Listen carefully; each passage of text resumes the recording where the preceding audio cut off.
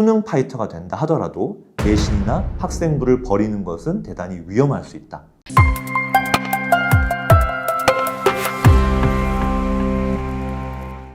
네, 반갑습니다. 입시의 신개념 대치 아폴론의 최동선 소장입니다. 지금 이 영상이 올라갈 때쯤 아마 수능이 거의 얼마 안 남았을 것 같고요. 우리가 12월 달에 수능 성적표가 나오면 또 정시 지원을 고민해야 되는 많은 학생들, 학부모님들을 위해서 오늘 영상을 좀 준비해 봤습니다. 우리가 정시라고 하면 보통 일반적으로 수능 100% 전형이 대부분이잖아요. 물론 이제 예체능 실기 전형이 있는 그런 경우를 제외한다라고 하면은 수능 점수가 제일 중요하다. 이제 그렇게 알고 계시고 지금까지는 그래왔습니다만 우리가 이제 서울대를 필두로 해서 정시임에도 불구하고 뭘 보겠다? 내신 등급이나 학생부를 보겠다. 정성평가를 하겠다. 이제 이렇게 전형들이 나오기 시작하면서 물론 상위권대 중심이긴 합니다만 수능 점수가 잘 나왔지만 이런 부분들이 핸디캡이 될까 봐 걱정을 하시거나 또는 그런 전형에서 어떤 점들을 좀 유의해야 되는가 이런 고민 부분들이 많으신 것 같아서 오늘 그 점에 대해서 좀 2026 정시 교과평가 말씀을 드리도록 하겠습니다. 자, 우선 이제 서울대는 정성평가가 두 가지로 나뉘죠. 이제 수시처럼 지역균형 전형 40% 이제 보는 것, 그 다음에 일반 전형 20% 보는 정시 전형으로 나눠집니다. 그런데 이 서울대 정성평가가 저도 이제 처음에 도입됐을 때 한 학생 이제 그 기준이 없잖아요. 합격 기준이 없으니까 이 두 명의 입학사정관이 평가하는 변별력이 도대체 얼마나 될까? 저도 사실 걱정이 좀 됐습니다. 그렇지만 서울대가 제시한 어떤 그 가이드라든지 그런 것들을 보면서 이 친구가 정량적인 내신이 조금 내신 따기 힘든 학교에서 힘들긴 하지만 수학적 역량이라든지 여러 가지 진로 탐색 이수 과목에서 큰 문제가 없기 때문에 가능하겠다라고 보고 이제 공학 계열에 지원시켜서 첫 해에 이제 정시 1차 합격한 사례가 있는데요. 그런데 이제 초기에는 다른 정성평가도 마찬가지입니다만 초기에는 변별력을 좀 낮게 세팅을 하는 대학들이 경향이 있습니다.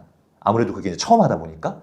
그런데 이제 서울대 정성평가가 어떤 식으로 평가하는지에 대해서 이제 다 상위권일수록 알고 있고 그에 대비해서 뭐 이수 과목이라든지 이런 부분들을 준비하다 보니까 이제 서울대 담당자의 말에 따르면 갈수록 오히려 이게 변별력이 실질 변별력이 조금씩 높아지고 있다. 왜?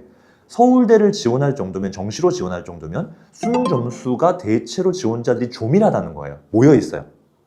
그러니까 이 AA, BB, CC 그렇게 그 간격이 높지는 않지만 그 간격이 크지는 않지만 그것만으로도 동점자 구간에서는 얼마든지 뒤집히는 사례들이 발생한다. 이제 이런 점들이 있고요.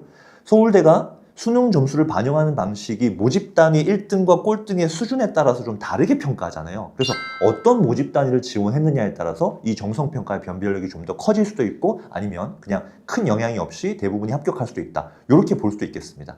그래서 이 입학사정관이 보는 정성평가라는 거는요. 학생부 종합의 관점에서의 평가로 접근을 해야 되는 부분이 있고 제가 이제 작년에 사실 여기 이제 서울 지역 유명한 광역자사고가 있어요. 네, 근데 그 학생 중에 모의고사부터 해서 수능까지 대단히 잘 받았는데 그 내신이 좀 상당히 안 좋았던 친구 있습니다. 정량적인 측면에서. 그렇지만 방금 말씀드린 대로 그 내신을 따기가 대단히 힘든 광역자사고 수준이라는 점들이 반영됐을 수도 있기 때문에 실제로 내신 등급이 너무 안 좋았음에도 불구하고 서울대 자유전공을 합격했습니다. 연세대 경영학과 함께.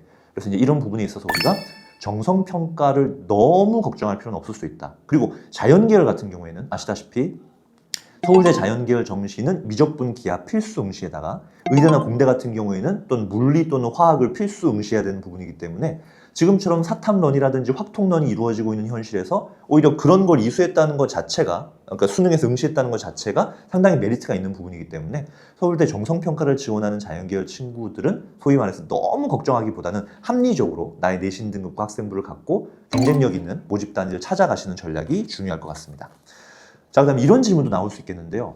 그러면 소장님 정성평가를 하니까 혹시 다른 정시 대략 정시 지원처럼 이과 친구들이 문과 교차 지원하는 게 안 되겠네요 라고 물어보시는 경우가 있습니다. 어떨까요? 자, 서울대 인문계열 지원하기 위해서는 반드시 제2외국어, 한문을 포함한 제2외국어를 필수 응시해야 됩니다. 근데 요즘은 최상위권 자연계열 친구들은 응시합니다.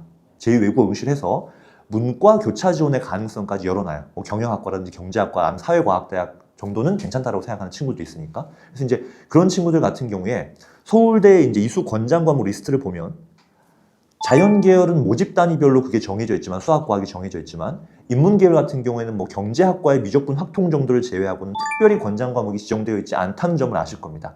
그렇기 때문에 제2외국어 응시만 했다라고 한다면 그리고 미적분을 응시했기 때문에 표점이 좀 더 인문계열 그 확통을 응시한 친구들보다 유리할 수밖에 없기 때문에 실제로 서울대에서도 문과 교차 지원을 해서 합격을 하는 사례들이 꽤 많다. 이 점도 참고하시면 좋겠습니다.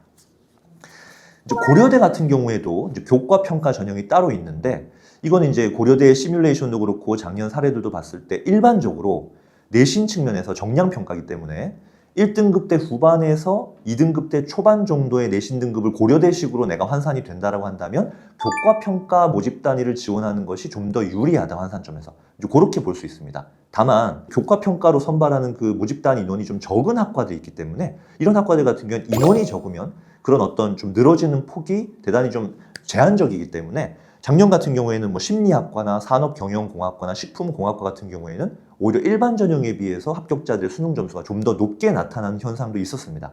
그렇기 때문에 교과 평가를 지원한 학생들은 과별 모집 인원이라든지 그런 것들을 좀 보셔야 되고 한 가지 또 변수가 내가 정상적인 수능 점수로는 이 고려대학교 일반 전형으로 합격하기 조금 힘든 부분 때문에 교과 평가로 지원하는 경우가 대부분이기 때문에 충원이 잘 발생 안 합니다. 서울대, 연대로 잘 안 빨려나가는 경향이 있어요. 그래서 일반 전형에 비해서 충원율이 낮다는 점을 기억하시고 그렇지만 내가 아까 말씀드린 대로 2.0 전후의 내신이라면 고려대 교과 평가를 적극적으로 활용해 보시라. 왜냐하면 고려대가 매년 인원을 늘리고 있습니다. 첫 해에 440명, 그리고 작년에 512명, 올해 594명으로 교과 평가 전형의 그 모집 인원 수를 확대하고 있기 때문에 이런 점도 하나의 가능성으로 열어두시면 좋겠습니다.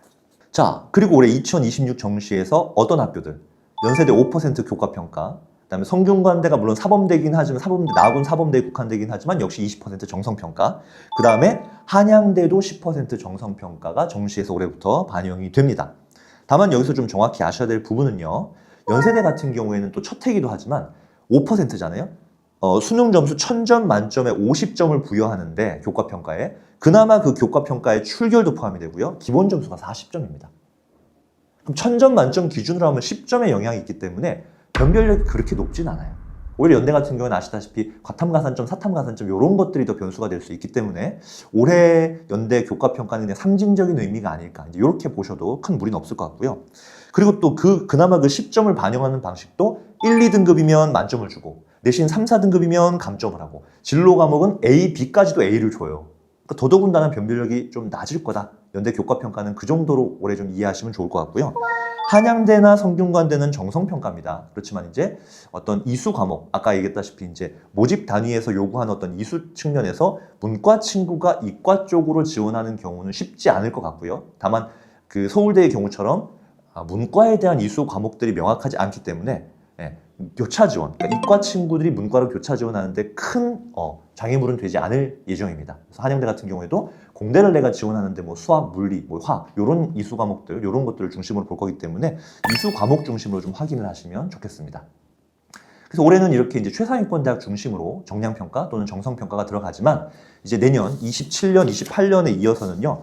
27년도에는 중앙대, 동국대, 그리고 28년도 지금 이제 고1들이죠. 완전 이제 대입 그 수능 자체가 바뀐 선택 과목이 아닌 공통으로만 가는 이 체제에서 경희대, 건국대도 정성평가 내지는 내신 교과평가를 하겠다 이렇게 전형 계획을 발표한 상황입니다.